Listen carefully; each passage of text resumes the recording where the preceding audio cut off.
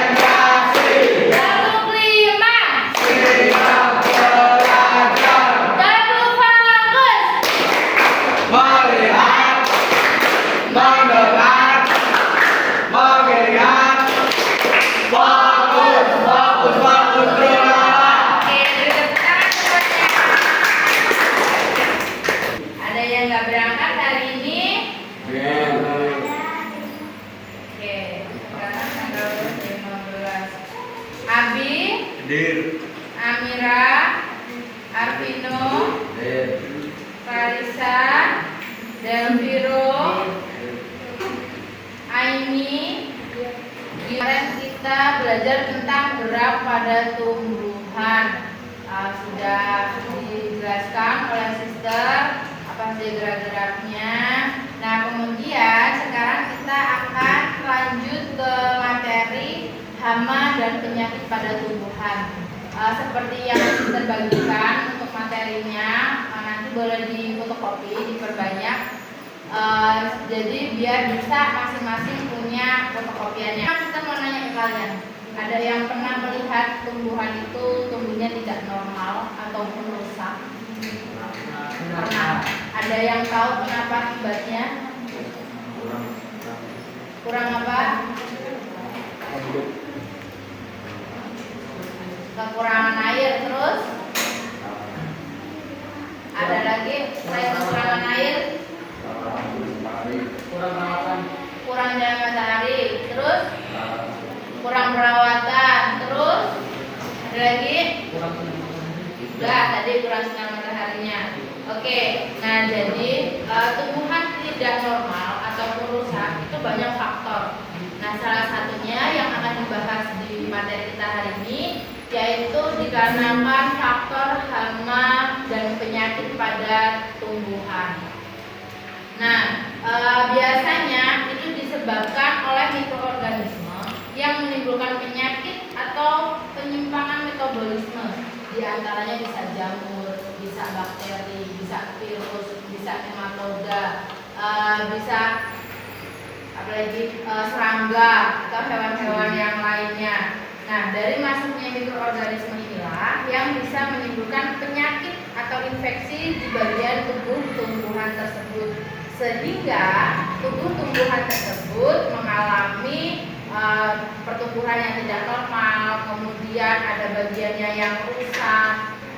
Nah, untuk serangganya itu biasanya berupa seperti jangkrik, kemudian ada ureng kalau di padi, kemudian kalau di pohon coklat itu ada kutu putih, atau bisa misalnya di padi itu ada hewan-hewan mengganggu seperti tikus, ular, burung. Nah, itu belalang. Nah, kali ini kita akan mempelajari terkait dengan materi hama dan penyakit pada tumbuhan, di mana nanti kita akan menjelaskan gangguan-gangguan apa saja sih yang ada pada tumbuhan, kemudian konsep terjadinya gangguan itu seperti apa. Nah, nanti di sini dengan mempelajari materi hama dan penyakit pada tumbuhan, diharapkan kalian itu dapat mengerti di lingkungan sekitar kita apa aja sih hama-hama dan penyakit yang mengganggu pada tumbuhan.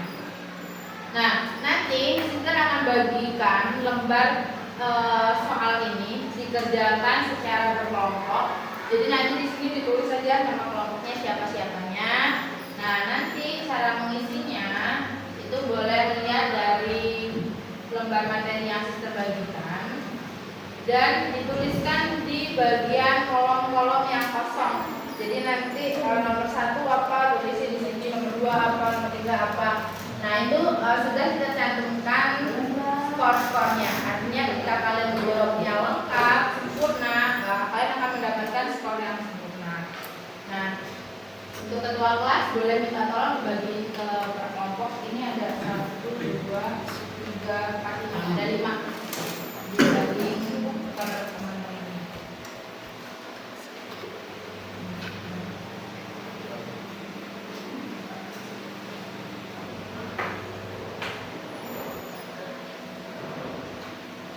Jadi nanti silakan dikerjakan per kelompok setelah sister menjelaskan terkait materi dari materinya kita. Ada yang tahu gambar itu apa? Hama adalah hama penyakit pada tumbuhan. Ada yang lagi? Hama apa hama? Apa aja selain penyakit pada tumbuhan? Serangga yang mengganggu tumbuhan. Oke, jadi hama itu adalah makhluk hidup yang dapat merugikan manusia seperti tanaman, hewan, kemudian mikroorganisme. Nah, hama itu terdiri dari biasanya hewan-hewan ataupun serangga. Semua hewan tidak bisa dikatakan hama apabila hewan tersebut tidak mengganggu tumbuhan dan tidak merugikan tumbuhan tersebut. Apalagi selain padi, tikus,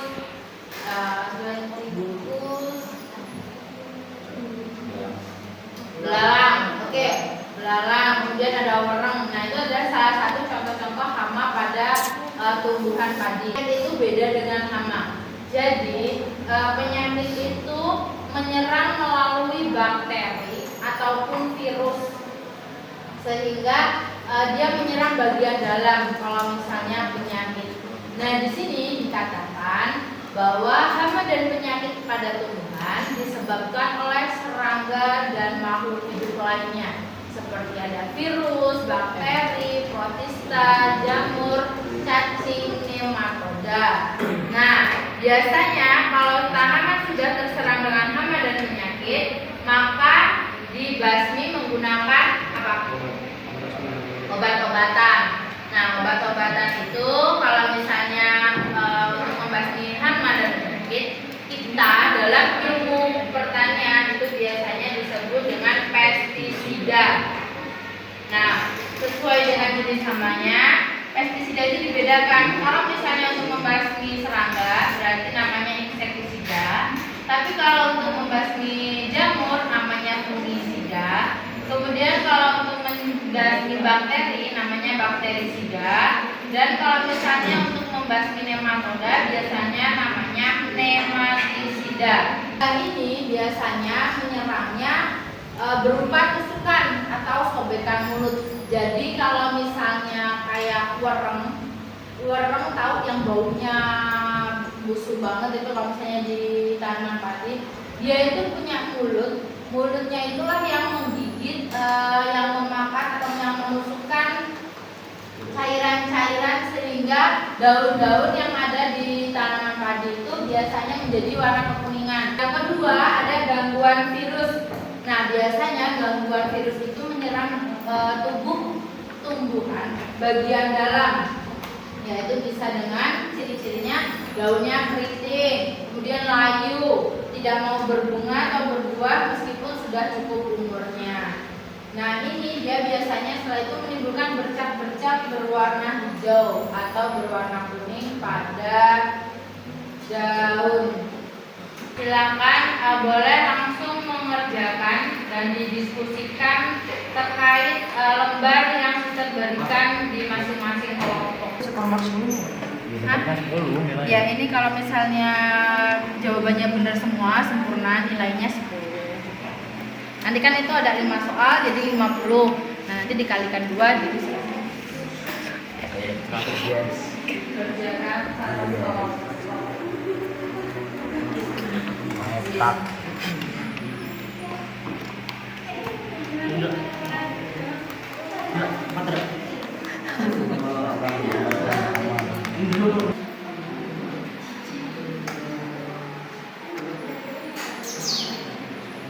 Dikerjakan dengan melihat lembar materi yang sudah kita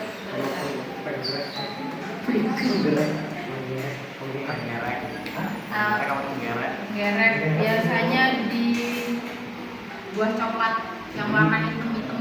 Jelaskan pengertian hama dan menyebar tumbuhan. Hama dan menyebar tumbuhan dapat disebabkan oleh serangga dan makhluk hidup lainnya, seperti virus, bakteri, protista, jamur, dan cacing nematoda. Oke, coba kelompoknya Habibah nomor 2. Yang biji persemayan, kemudian penggerek menyerang apa? Kemudian kera menyerang apa? Buah kelapa. Terus satu lagi hijaunya nyerang apa? Oke, yang kalian pelajari bahwa hama itu bisa berupa serangga maupun hewan-hewan yang besar. Kemudian penyakit itu banyak disebabkan ada yang dari virus, bakteri, kemudian jamur, bahkan sampai ke nematoda ataupun protista. Nah, untuk di minggu depan itu nanti kita akan masuk ke sistem pencernaan manusia. Jadi silakan di rumah nanti kalian searching tentang karbohidrat, protein, kemudian lemak, vitamin itu apa saja. Aib siap berdoa, sikap berdoa.